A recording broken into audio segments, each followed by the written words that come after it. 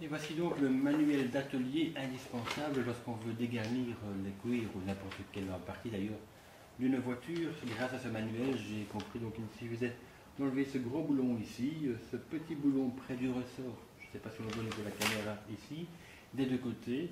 L'autre côté, une petite complication puisqu'il faut au préalable diviser les deux parties du repose-bras et donc le démonter à l'intérieur du repose-bras.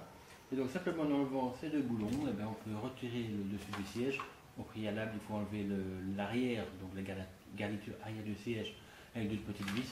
Je vous montrerai ça demain lorsque je démonterai le siège conducteur. Vous verrez, c'est très simple à faire. Donc si vous possédez une Silver Spirit et que vous n'avez pas c'est vraiment ce manuel indispensable à avoir, vous verrez comment faire pour démonter très simplement les sièges et les assises d'une Rolls-Royce Silver Spirit Silver Sport.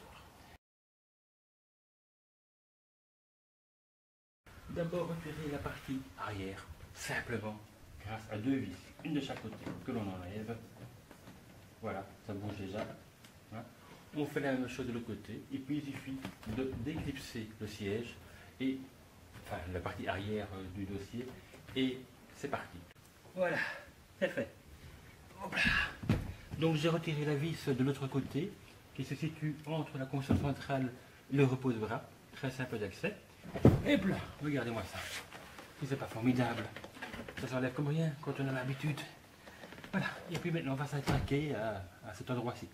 Un peu plus difficile, mais simple aussi à enlever. Voilà, nous avons donc deux boulons à enlever de chaque côté. Ce côté-ci est plus facilement accessible. Donc un boulon au niveau du ressort ici, il faut retirer, simplement. Enfin, et l'autre qui est bien caché derrière le cuir. Vous avez le deuxième boulon, donc il faut un petit peu dégarnir ici, voilà, ça déchire un tout petit peu, mais malheureusement, il n'y a pas d'autre possibilité. Un deuxième boulon ici, qu'on enlève également de chaque côté, et puis ben, le siège en va.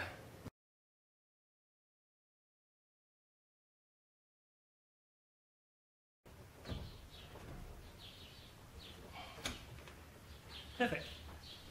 Voilà, nous sommes donc à la partie supérieure maintenant, qu'il suffit de dévisser. En bas c'était un 11 mm, ici c'est beaucoup plus gros.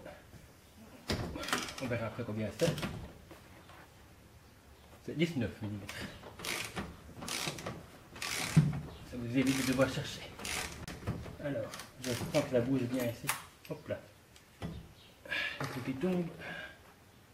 Ah ben la vis est ici dedans. Et voilà. Normalement je ne trouve pas. Donc ici c'est défait. Il faut encore faire la même chose de l'autre côté. Cette partie-ci, facile d'accès.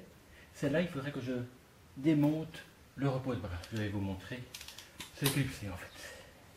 Donc, je dois encore enlever le niveau du ressort. Donc, on va commencer par le dessus. Donc en fait, c'est ce clip simplement. Donc il faut, par l'arrière c'est mieux. Si on abîme un petit peu, c'est mieux le faire par l'arrière. Il faut déclipser le repose-bras. Voilà, vous voyez, c'est parti. Donc il fallait bien enlever, comme je vous l'ai dit, la partie inférieure de la coudoir, non pas pour aller dans la coudoir, mais en dessous, pour retrouver le boulon. Donc il faut enlever ici, pour pouvoir défaire le siège de l'autre côté. Donc, oui, c'est pas beaucoup plus difficile que le côté, il fallait simplement déclipser la partie inférieure. Enfin, voilà. Vous voyez, c'est parti.